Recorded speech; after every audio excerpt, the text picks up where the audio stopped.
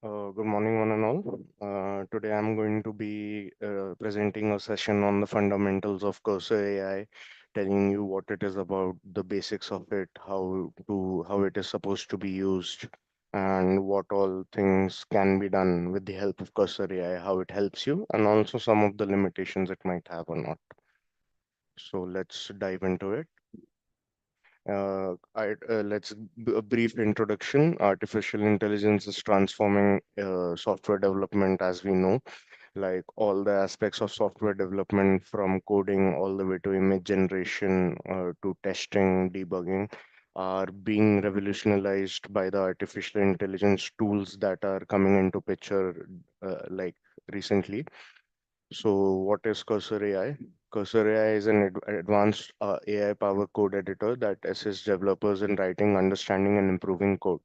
It bridges human intent with the machine precision. So, you guys just have to prompt the Cursor agent to let it know what you want to build, and it helps you create that. You don't actually have to write the lines of code.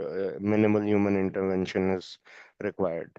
So, it works like a smart pair programmer inside your IDE, full code base understanding. So the one aspect of Cursor AI is that it is an IDE, not a conversation chatbot or an AI chatbot. So the difference between GPT or Claude or anything like that is that they are chatbots. So you have to give them the context on which you are writing your code. So let's say if you're working on a really big project, okay, that has a huge code base. So you can't just copy paste all of that onto your chat GPT, right? For it to give the full context of where you might be facing some problems or anything like that. So it works on your code base. It has the ability to directly make changes, edit, delete, add new lines of code on directly into your code base. So how does cursor work? So first of all, like I said, cursor is context aware. So it reads and understands the process files. Okay, whatever project files you might have, your backend files, your front-end file, your database schemas and everything. It is contextually aware of all these things.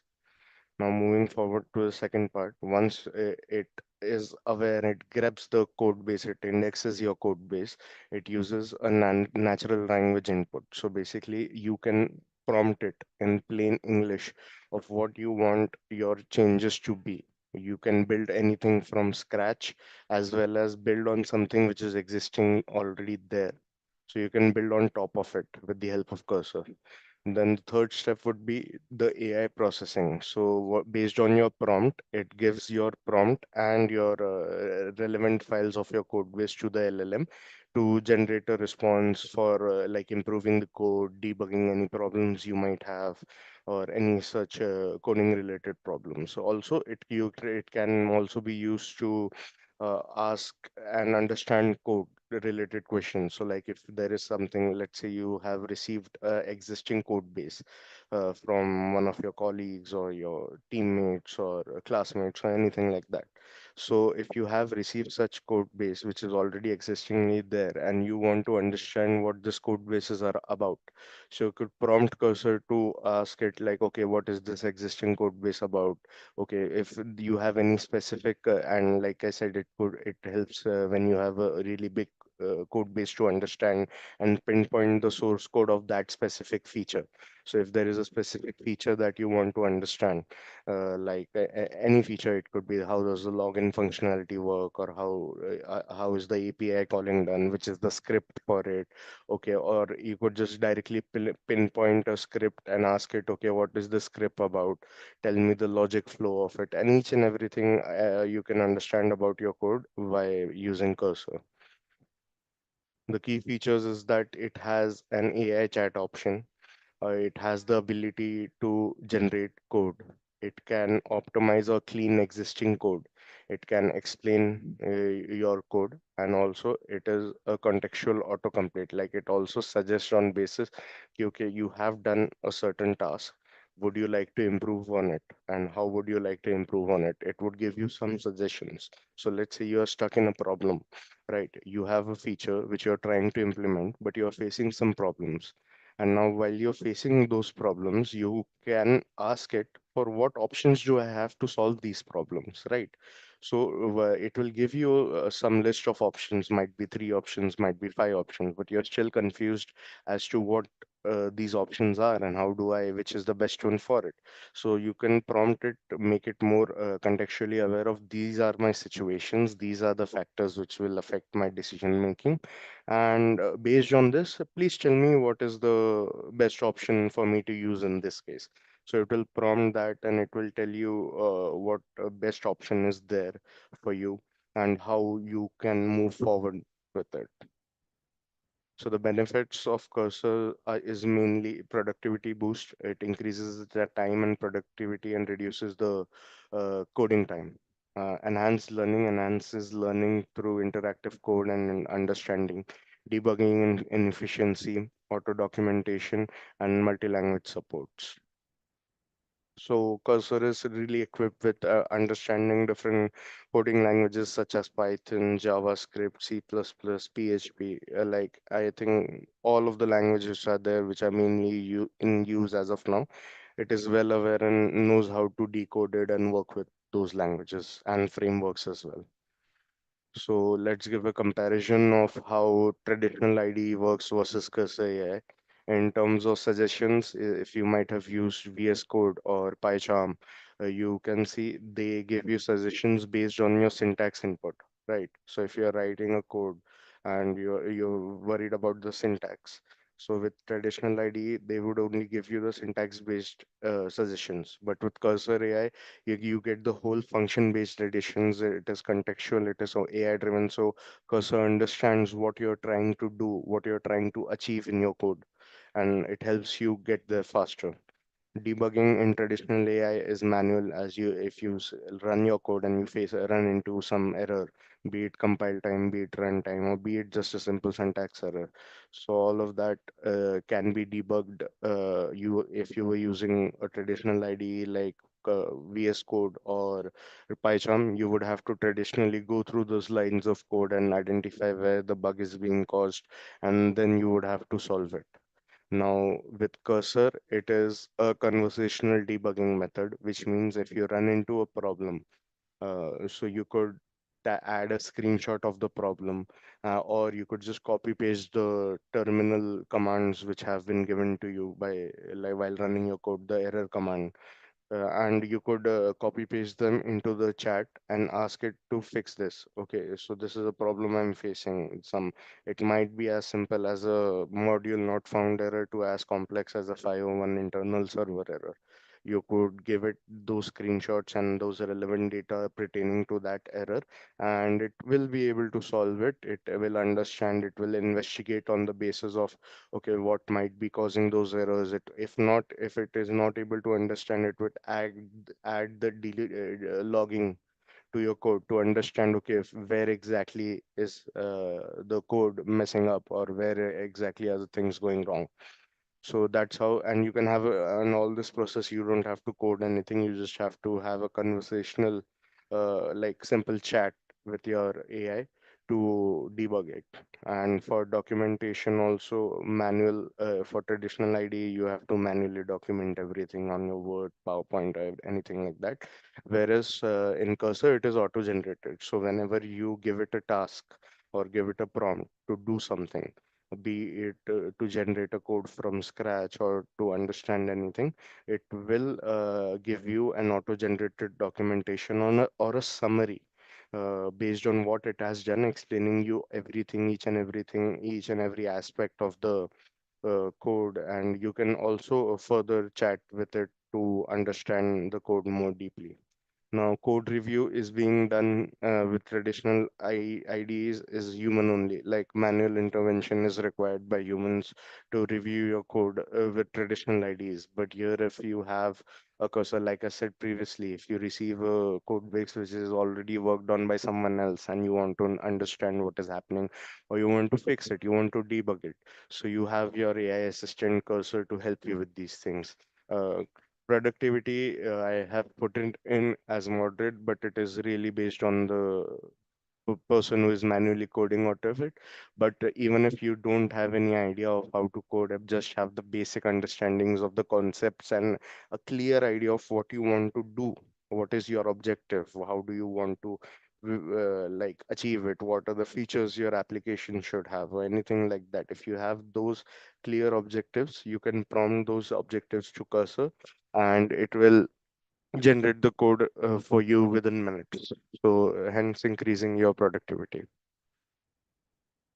Now, use cases for cursors would be something like building prototypes faster, refactoring legacy code, learning new frameworks, generating documents, AI-assisted debugging during development, and there are many more use cases. But the main use case of all would be that it helps you generate code faster. It helps you code better, and it also helps you understand what you have done better. Like, so once everything is generated and the whole script is running, at the end of it, after every prompt, it will automatically tell you a summary of the tasks it did and why it did those tasks, for what feature was it done, and where it was done.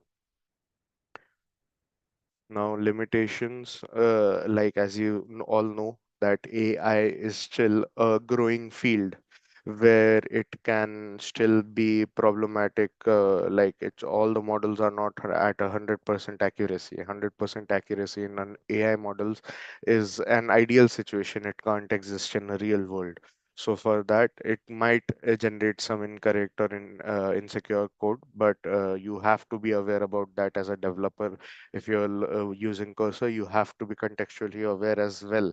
Not just the AI, but you as well have to be contextually aware about what your AI is doing to your code, what it is generating, how is it working, because it helps you understand, okay, this is what has happened. You cannot completely 100% depend upon Cursor, but it does make your life a lot easier than manually coding and going through the documentation, understanding, debugging, and all these things. It helps you generate those faster, but sometimes there might be cases where it might generate incorrect code. It might misunderstood your prompt and do something else than what was desired. And developer validation, like I said, it requires your validation. You have to test it. You can't just be like, okay, I prompted and it says, okay, it gave me all of that. But you have to test it to see, okay, how this is working, if it's working at all or not. If are there any UI changes, are the APIs all called correctly, is it efficient in a manner. So for those things, I would resort to a specific type of prompting where you like, instead of a zero shot prompting, I would suggest you to go with a chain of thought prompt method, or a few short prompt method, which helps the model itself understands what exactly it has to do and what it does not has to do. And privacy concerns for some sensitive repositories. So like, in your applications, you might have your .env files which holds all your keys and access keys, API keys, for whatever tools you might be using. So those are the things which you might not want to share with Cursor. But for that, recently they have come up with an update where you can put all these files in a global ignore, so that it doesn't even touch them, it cannot access them, it cannot view them. And that is a global ignore rule, which I'll be getting into, during the presentation. And dependency is one of the limitations as well as an advantage, that it works very well when you give it the proper context, but it works really poor without the proper context, because it is unable to understand what it actually has to do.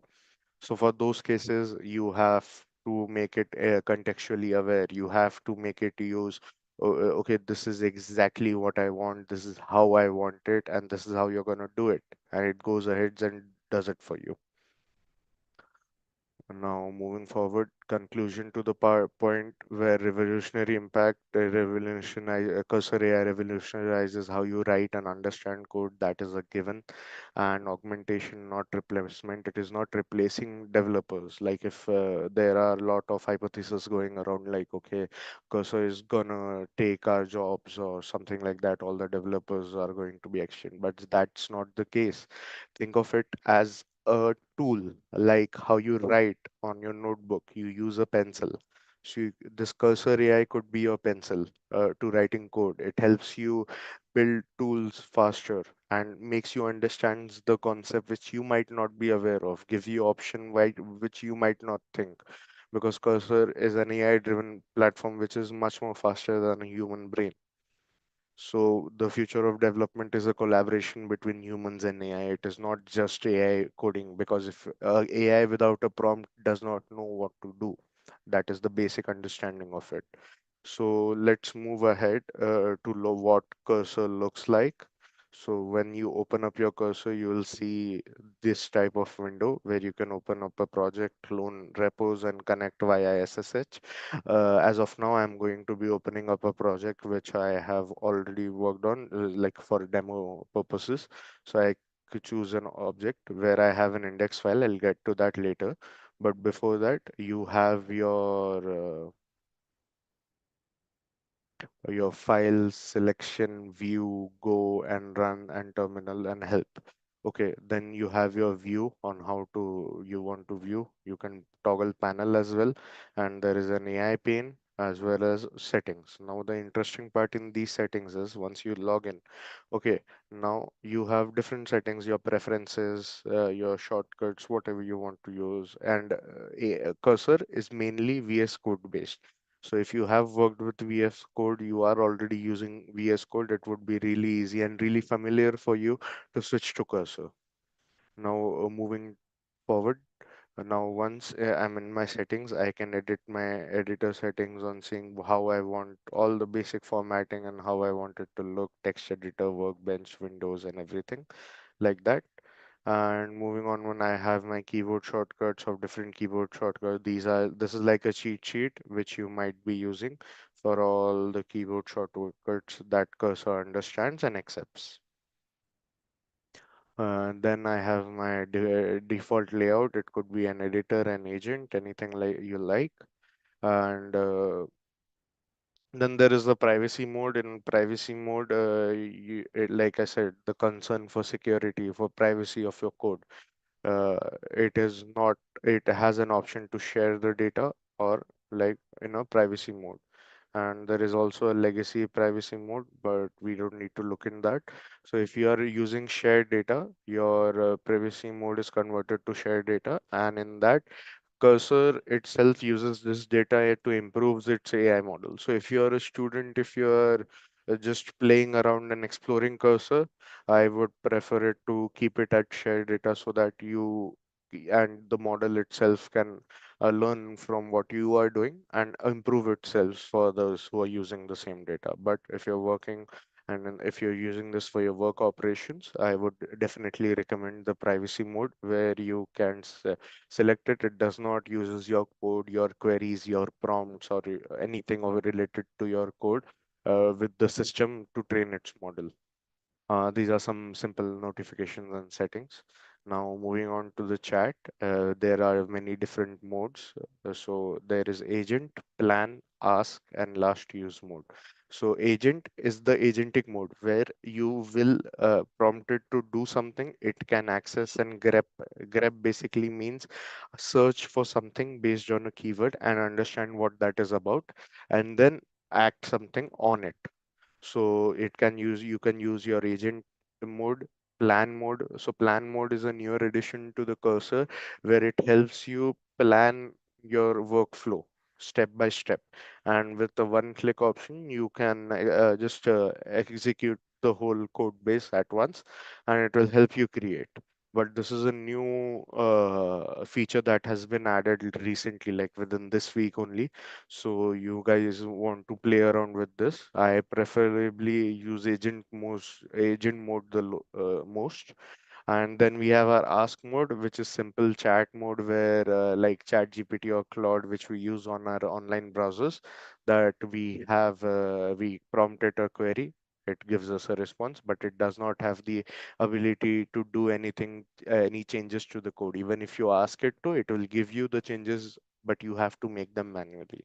So for it to make them automatically, be sure that you have your default mode as agent. Now default location you can select it, but I keep it at pane so that it is over right side over here. Text size, all these different settings, just go through them, uh, modify, customize based on your like things. So like for applying changes also, auto accept on commit, auto fix linting errors, jump to diff on accept. These are different preferences some might have. Now these all preferences are according to what I like to use. Okay. Now moving forward, we have a cursor tab where it is like different cursor tabs needs to be activated. White space only suggestions, imports, and everything. Auto import for Python is a beta module which I'm not using for now. And then this is the interesting part. We have different n number of models. So if you can see, I can use many models which are uh, present with cursor. So you can see there's Claude, there's GPT-5, there's Cheetah, there's 4.0, there is Code Supernova, that there is this 3.5 Sonnet, 4.5 Sonnet, 4 Sonnet, and then we have some max models which have a 1 million context video, but these are very expensive to use. So if you're really stuck into a very huge task where you have to make it understand how it is, which as little as possible, max model will help you, but mind you, it will cost double the tokens which you use. Then there are different GPT models: fast, medium fast, high fast, low fast. Then there are all legacy models like O3, Gemini, Plot 3.7, DeepSeek, V3, R1, Grok. All these models are available. Whatever models you want to use, you can turn them, like just toggle it on, and those will be there. These are the models which are currently used for different tasks. So I'll explain to you how you could select your models. So like Claude, as of now, in my opinion, Claude for 4.5 Sonnet is works well, but since I worked a lot with 3.7, I feel like 3.7 is a bit optimized in for the coding problems. So if you want to make any changes to your code in a very technical way, in a very syntextual way, like how you have to change any add new functionality, edit some code, edit some UIs, I preferably use Sonnet. Whereas GPT models, I mainly use for my folder structure creation. So let's say if I'm starting a project from scratch. So in my experience, I have seen that GPT models are really good with in an agentic window. They are really good with creating all these folder structures on how your folder structure should be defined and everything. So I'll give you some examples also for what I have done. Moving forward, then we also have our API keys. So let's say if you have an API key like for OpenAI, for Anthropic, for Google, for Azure, for AWS, Bedrock, so you can just toggle it on. If you have bought them separately, you don't need to think, oh, I have an API key, I'll only use that. I cannot use because I've already spent my money on those APIs key. It's not like that. Even if you have an API key, if you input your API key over here, so whatever models from the OpenAI you'll be using, or by Anthropic, or by Google, or by Azure, or by AWS, whatever models you'll be using, for those models, it will not take the cursor limit. It will be taking your Open API key tokens. So now, moving forward, background agents requires a Git repository to be open in a folder. This is a background agents which works with your Git repositories for your Git commits, push, and proper like any conflicts are not there and everything. And then we have rules and memories. Okay, so these rules and memories are also very important aspect while you're using cursor. So if you can see, I have import Claude commands on, and I have my memories on. So what memories is? So basically a memory is something that will you have your preferences. Everybody has their preferences as a coder, right? So for those preferences, you can keep your memory on, and you can add memory, so it is automatically done. So for this project now, since I have not worked on anything on this project yet, but let me open up a different project where I am working, and I will show you how these memories look like.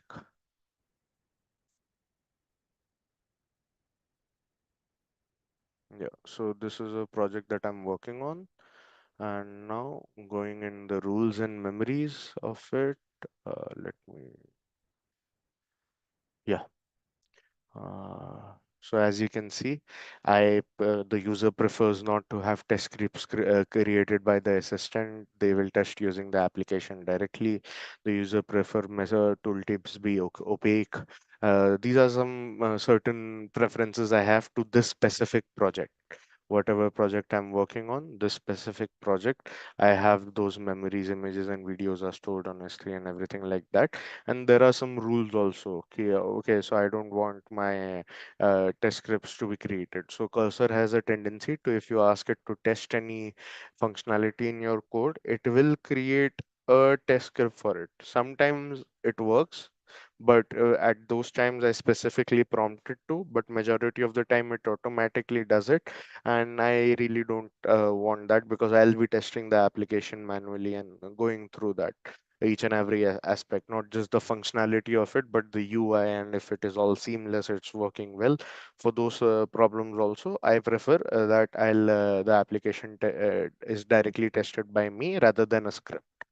Now, my second rule would be to, this is a basic rule because sometimes cursor forgets to activate the this Python virtual environment to run the test connections. So if you are running something via cursor, you have to prompt it to activate the virtual environment before running that script because otherwise it will just fail.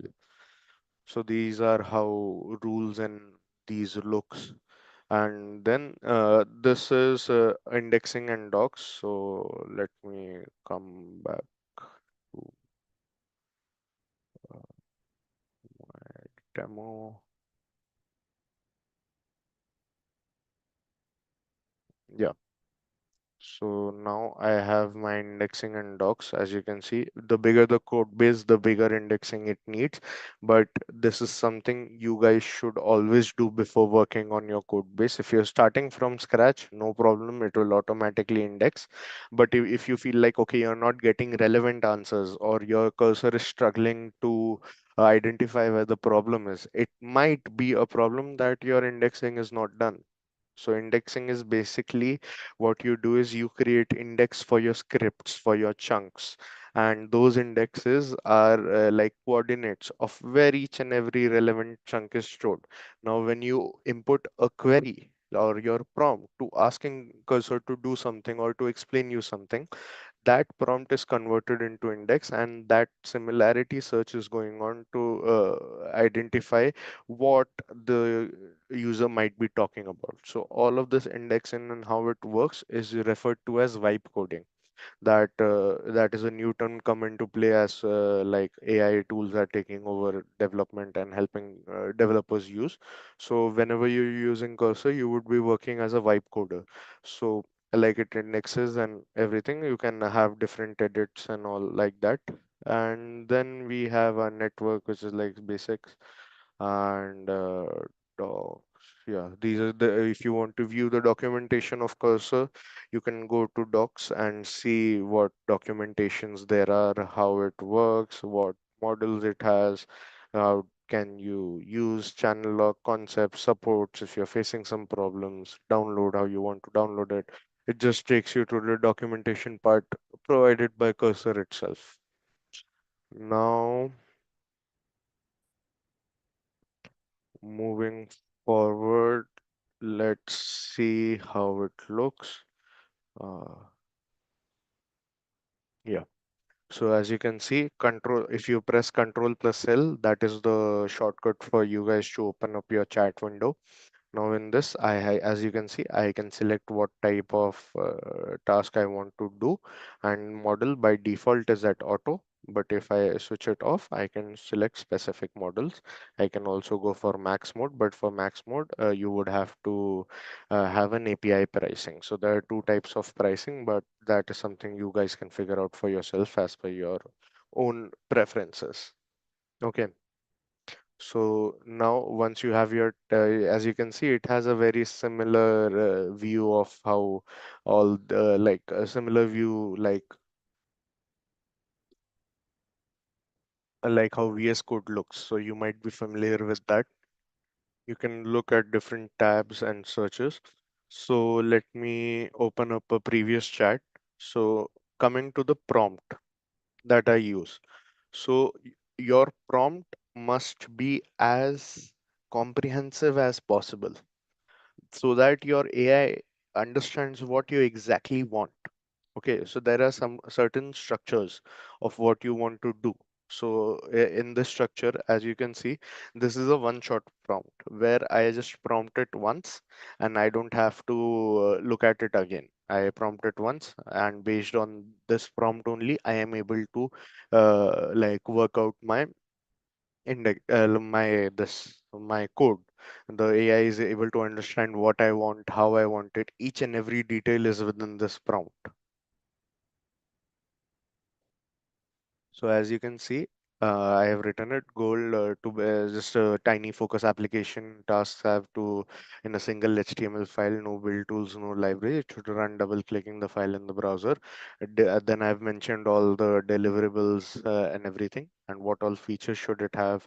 Timer start, stop, everything, keyboard, same toggles, and the ally one basics, proper labels, aria were helpful, focus, requirements and acceptance criteria I've given it, and all these. I have also given it a UI layout of how I want my layout to be. Card 1 should be the timer, card 2 should be for task, and then I've given it some implementation notes where how the timer runs, how second counter, some basic coding part of it, because I wanted it. I don't want it to spend much time on how it should be able to do those things. I just prompt it. I tell it each and every implementation tactics that I can think of, all the rough layout of the UI, some style guides, like I wanted it to be a dark theme variables. I gave it some colors, and then system font stack and everything, and done. Definition I can open, and this is my success criteria also. I've given it like, okay, how can you tell that this is done? So I can open my index HTML file with the timer set to 25 minutes, and all these things you can read it out. And I can then the last comment, please generate the complete index.html now. So this is the prompt. It might look, oh, this is a very big prompt, but trust me when I say this, the bigger the prompt, the more comprehensive the prompt. It's not about the numbers or the character numbers on how many words you're using. It's how comprehensive it is. Your prompt shouldn't be redundant. You shouldn't say the same things again and again. You should just give it a goal, your features, what you want, how you want it, your rough layout of how you imagine it being. All of that you can prompt it out. You can see this is simple English that I've written. There's nothing complex or nothing technical about this. Simple English that I have given. If you have some technical aspect in your prompt, that is all well and good. If there is a specific function that you're looking to use, or if there is a specific tools or techniques you are looking to use, you can mention those in the prompt as well. But if not, that's fine as well. So once I uploaded this prompt onto my chat, as you can see, it prompted, okay, I'll do whatever is requested, and it will create a to-do list. Basically, you can see there are 7 tasks of the to-do list: implement dark theme, implement timer logic, implement CRUD operations, and add keyboard navigation, ARIA labels, test all functionalities as specified. And once this is all done, as you can see, it automatically gave me the documentation. Like I said previously during my presentation, that the the presentation will be automatic, not the presentation, I'm sorry about that. The documentation will be automatic. All the complete feature set, the timer functionality, it tells me, okay, this has 3 modes: focus, short break, and long break. Now if I start and pause, it will reset controls with visual feedback. Progress bar that fills as time elapses and everything. Task management, add, mark, complete, delete tasks, local storage, clear, completed, and options. Everything which was in the prompt, how I wanted it to be, that is being done. What is being done is given to me via text output. Key implementation details, separation with focus timers, small focused functions, comprehensive component blocks and everything like that, technical features ready to use. How do you want to use it? Simply double click the index file. Now, if I go to my cursor demo, I can see this is my index file. And if I double click it, as you can see, I have my HTML. I can add a new task. I can add it, let's say demo. I can add it. I can clear it. It will clear. I can start. You can see the timer starts with my space bar. Like if I keep it like this also, I'm pressing my space bar, it works. If I click reset, if I click this, so the time changes as well. For short break, as I mentioned, it was 5 minutes. For long break, it was 15 minutes. And the focus period was 20. So this is a very basic, simple application, which took me not more than 5 minutes to build with the help of cursor. And if you look at the code, as you can see, it is a proper HTML code where I have my doc type, my header, my meta, my style, my body. Each and every container is in display, and it also gives us some comments. It depends how you want your comments to be, and if you want very proper and in-depth comments, you can prompt it to like comment your code like that. So it gives us and more than 600 lines of code. Yeah, almost 700. 698 lines of code were written in 5 minutes without me having to interpret. As you can see, the chat history, there is only one chat and it is ready to use with a single prompt. So that's how it increases your productivity and how you can use this cursor to improve your productivity throughout. And I'll also go through some.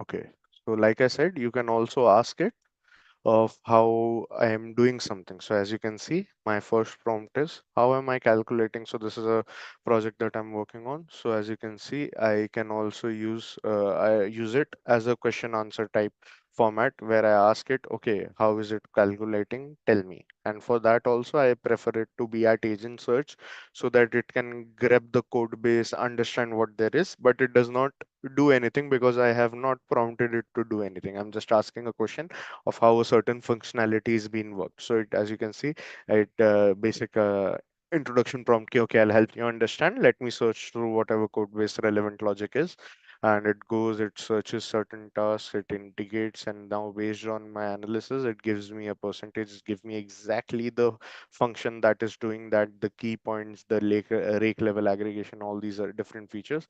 And at the end of it, it also gives me a summary. Okay, what is being calculated, what is the basic formula that is being used, the logic, and this means this and what all is being used.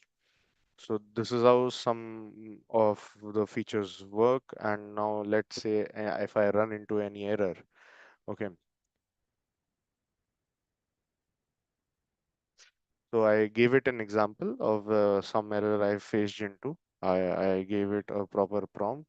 This is not working, shown for comparison entry, but the image is not being loaded. Please make it just whatever the problem I was running into. And as you can see over here, I also gave it an image. But now since it is like in the past, that image will be not stored in locally.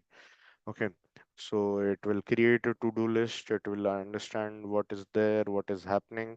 Now, since this is a big task on a very big code base, as you can see, there are a lot of scripts for API models and everything. In my front end also, I'm running a lot of scripts like context, pages, components, assets. These are a lot of scripts, right? This can be referred to as a big code base. So for that, it might take some time. So if you feel like, okay, cursor is stuck on a file, like as you see over here, it was stuck on it for more than 5 minutes. 5 minutes is a safe counter. Wait for 5 minutes. If it doesn't move ahead, stop it over here. And you can just type, please continue. It is contextually aware. And since I have my this memory turned on, it will know what it was doing previously, and that chat context awareness is also there. So as you can see, a few times I had to work on please continue so that it done. And at the end of it, it was successfully, it gave me a summary and what was the root cause, what was the solution implemented, what are the files. And on top of that, it also gave me the deployment steps of how to deploy it onto my instance. How do I work? And now, like since I wanted a test script to be created in this, after that it was created, it was done. And post that, I was testing something. I still found some issue. So as you can see, I can also give it my uh, my logs and everything, my backend logs, so that it understands exactly where the issue is, and those issues have been optimized. And automatically, again, it gives me my complete solution. What is it? How it did? What performance improvements are there? What I'll be able to see. And then even if you have some questions I had some okay, now this is working in a manner where I want some changes to be there.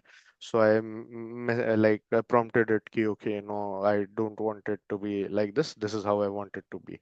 So it started working on it, and you can see yeah, after the final, now I can like my since my task was achieved in my this, so throughout this whole chat window would be around an hour's work, and I was able to completely eradicate a bug that was persisting in my application for a long time within an hour. So this is how it helps improve your productivity. It helps improve your understanding of the code. Just my major suggestion would be that whenever it does your task for you, don't be lazy. Be attentive of what it is doing, because sometimes in between also you might feel ki, okay, no, this is not something I wanted to do. So I stop it there and I reprompt it ki, okay, no, this is not how I want you to do it. This is what I want you to do, and all of that. So you can use that, just play around, see with different prompts, take up some basic challenges like a simple Streamlit application, a simple welcome page like an HTML page I just created. So all these things you can use with Cursor, and it could be done literally in minutes. And once you have done all this, you can test it and everything. It will, and if you're not sure of how do I run this, so let me on this. Okay, so how do I run this application? So it will think for some time.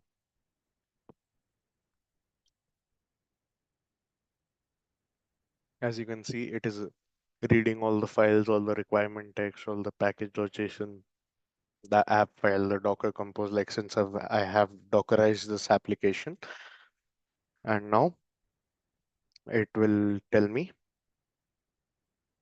how do I run this application. These are the steps and the system features as well. Important notes,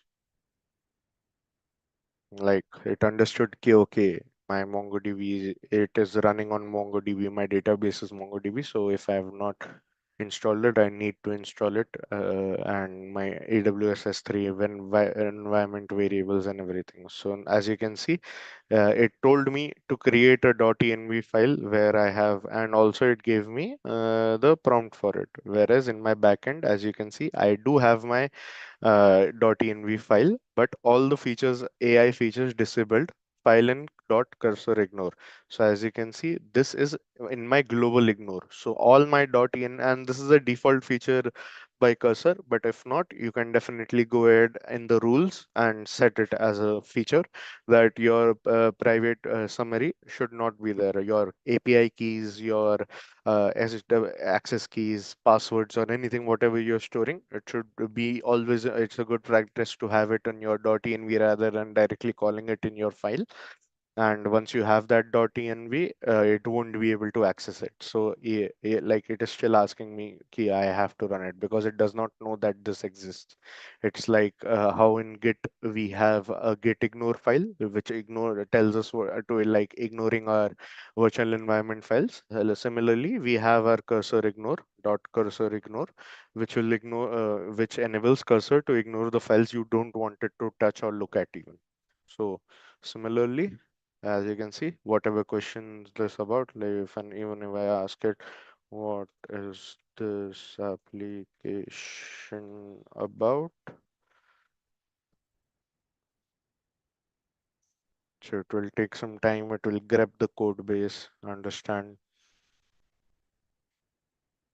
As you can see, it is giving me a video processing. What is the technical architecture, the use cases, the workflow. It gave me a complete summary. So, and now as a developer, if you're using Cursor, this is also a very big plus point for your documentation part. Because as coders, nobody of us likes to do the documentation part. That is why we keep it at the last. So once you're done with your application, all of it is deployed. Just ask your Cursor to document it and it will do it for you within minutes. You just have to copy paste it and format it according to your needs. So yeah, that is it. I hope you guys enjoyed the session. Thank you for attending this. This is like Cursor 101. For your task, I would suggest you to go around and play with prompts, how prompts should be structured, understand about a little about prompt engineering. Some prompts like what are zero shot prompts, what are few shot prompts, what are one shot prompts, what is a chain of thought, what is a tree of thoughts. All these things you can understand. Like the prompt which I used is called a one shot prompt, in which I want it to be a single prompt chat where I give it a prompt, a really big comprehensive prompt with all of my UI understandings, all of my implementation steps, all of my features that are required, all of everything, the themes, the styles, the timers, and everything with this respect. And you put it all in one prompt and you pass it on to Cursor and it does the work for you within minutes. So, yeah, that is it. Thank you.